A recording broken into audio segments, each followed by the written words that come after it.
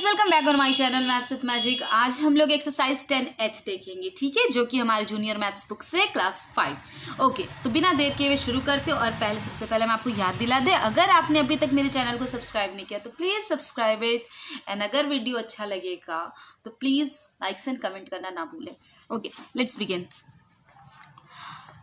First question, in a dance contest on TV पे कोई dance contest चल रहा था, उसमें देओल्स टीम्स होते हैं ना, बहुत सारे टीम्स होते हैं, ठीक है। जैसे आपके स्कूल में कुछ टीम्स होते हैं, जैसे लाइक डैफोडिल हो गया, लोटस हो गया, रोज हो गया, इस तरह से टीम होते हैं ना। वैसे ही देओल्स टीम ने गॉट 9.8 पॉइंट्स फ्रॉम ऑडियंस के थ्रू उसे इतना पॉइंट्स मिला उनकी टीम को। फिर 9.0 पॉइंट्स फ्रॉम जजेस से इतना पॉइंट्स मिला, and 9.6 points from TV viewers. जो टीवी देखते तो टीवी व्यूअर्स भी देते ना, मार्किंग करते हैं ना, उनके थ्रू इतना पॉइंट्स मिला। What was the teams total score, तो टीम का टोटल स्कोर क्या था। तो हमने क्या करना है, पॉइंट्स फ्रॉम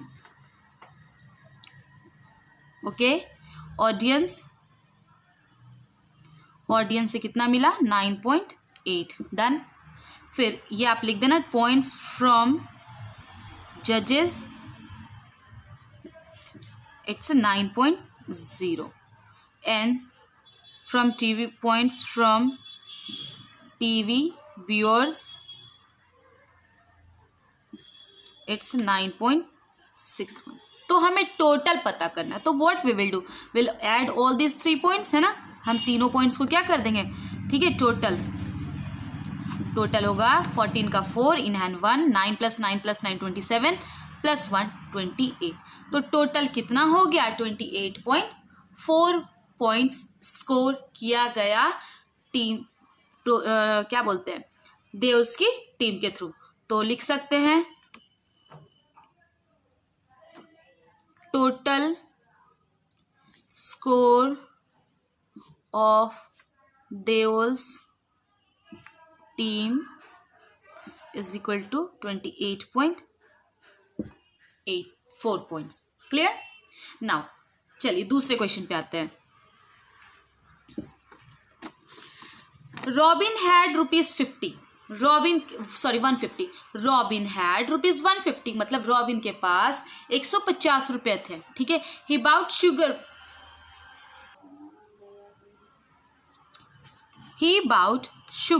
फॉर ₹19.50, ठीक है। उसने इतना का शुगर लाया, उसके पास टोटल इतने रुपीस थे, इतना में उसने शुगर लाया इतने रुपीस का, व्हीट फ्लोर लाया 90 रुपीस का, एंड बिस्किट लाया 28.25 रुपीस का, ठीक है, पैसे का।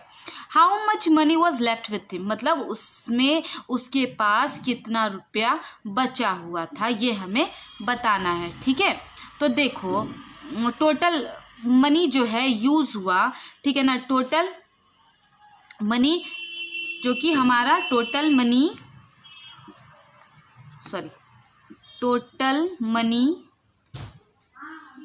Used for buying sugar plus wheat flour, ठीक है, प्लस बिस्किट। तो तीनों को खरीदने में जो पैसा लगा है ना, तो तीनों को खरीदने में जो पैसा लगा यानी 19.50 पैसे, ठीक है। शुगर का अमाउंट लाइन से हम लोग लिख लेते। फिर 90 रुपीज़ का व्हीट फ्लोर आया था, 90 रुपीज़ पैसे नहीं है तो अपने से पैसे दे देंगे पॉइंट देकर, एंड शुगर क्या था, बिस्किट था इतने का, ठीक है। तो टोटल कितना हो गया, देखो, money used for buying sugar plus wheat flour plus biscuit, this one was for sugar, this one for wheat flour, and this one was for biscuit. Okay, तो इट विल बी, ठीक है, 17 का 7 इन hand 1, 10 + 1 13, okay, 9 1 + 1 2 2 + 9 11 + 2 13, यानी 137 rupees 75 पैसे, इतना रुपया आपका लगा। तो how much money was left, देखो लेकर तो रॉबिन के पास तो इतना था और उसने इतना रुपया का सामान ले लिया था, तो अभी भी उसके पास कितना बचा। तो what we will do, money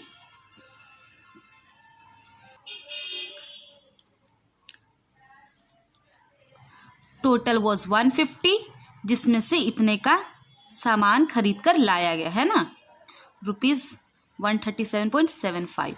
तो क्या हम सब्ट्रैक्ट कर सकते हैं?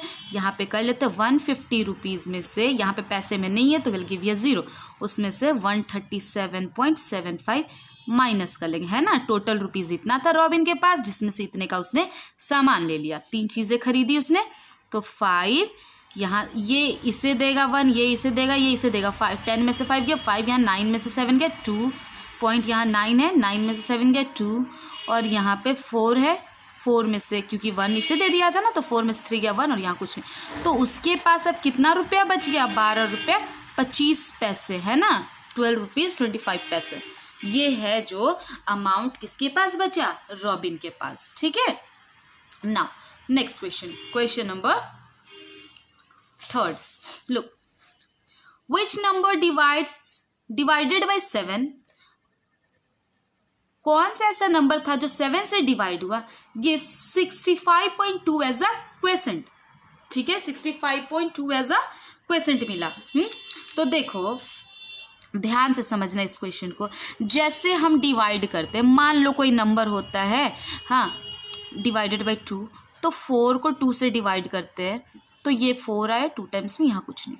ओके, तो समझो बात क्या बताना चाह रहे, ये जो होता है ना, जिसे डिवाइड करते हैं उसे डिविडेंड कहते हैं। क्या कहते हैं? जो डिवाइड करने वाला होता है, डिविडेंड को जो डिवाइड करता है उसे डिवाइजर कहते हैं। क्या कहते हैं? डिवाइजर। इधर जो आंसर आता है ना हमारा, वो क्वेसेंट होता है। क्या होता है? क्वेसेंट। और जो बचता है ना वो रिमाइंडर होता है, जो बचता है वो रिमाइंडर होता है, ठीक है। जो बच जाए, यहाँ पे कुछ नहीं बचा तो 0 रिमाइंडर, है ना, ये ऐसा होता है, ठीक है। तो देखो अब कह रहा है कि विच नंबर डिवाइडेड बाय 7, कौन सा ऐसा नंबर था जो 7 से डिवाइड हुआ एंड दिया 65.2 एज ए क्वेसेंट, और 65.2 क्या मिला? क्वेसेंट मिला।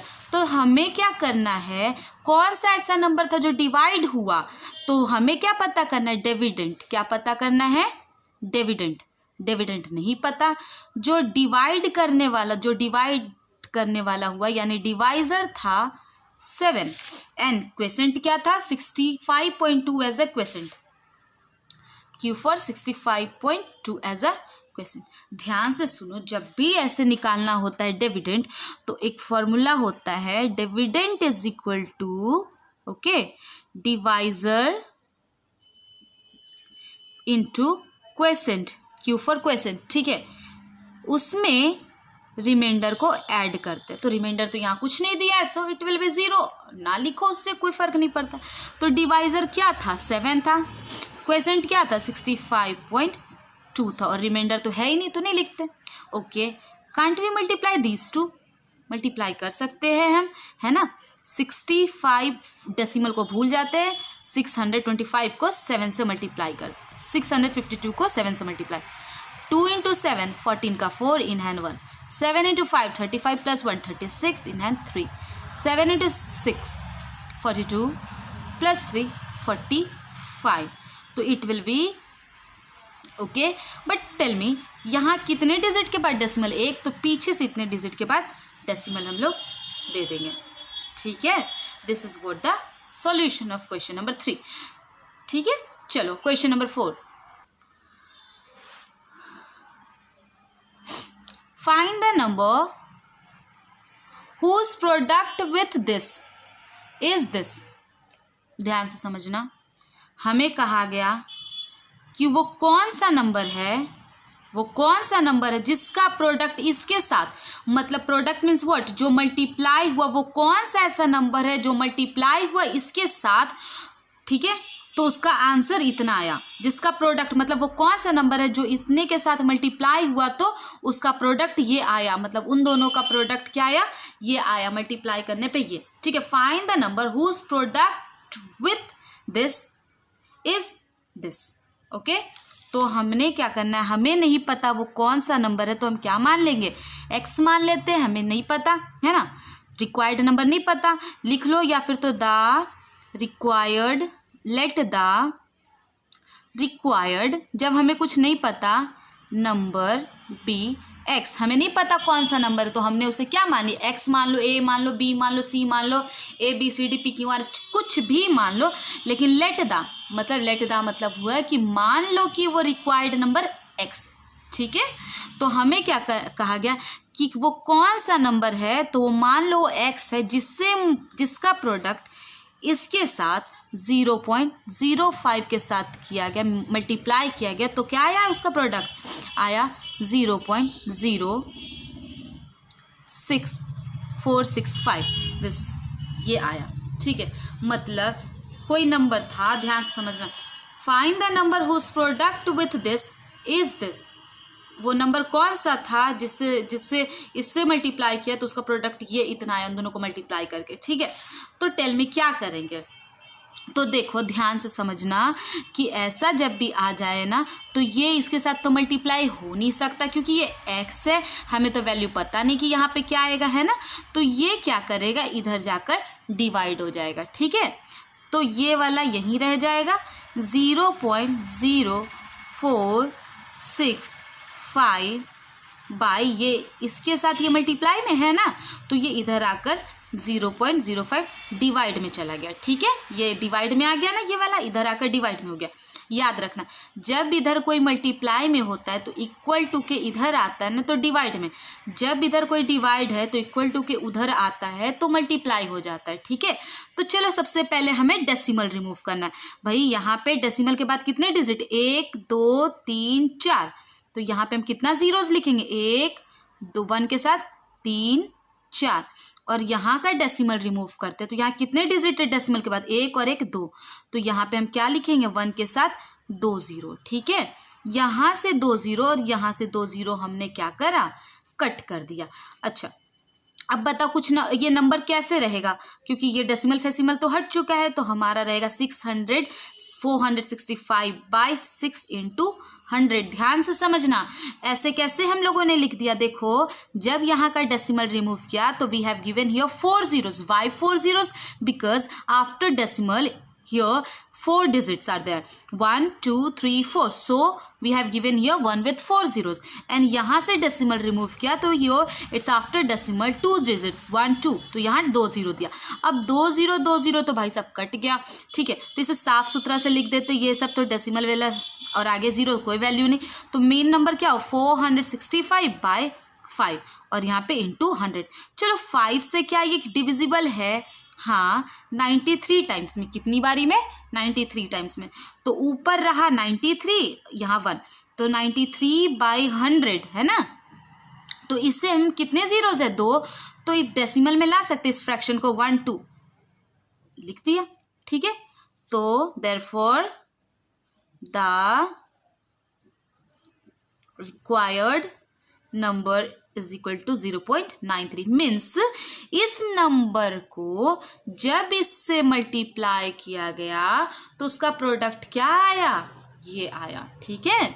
मतलब इसके जगह पे ये नंबर था, इससे जब इससे मल्टीप्लाई किया गया तो ये आया, ठीक है। चलो अब आते हैं क्वेश्चन नंबर 5 पे।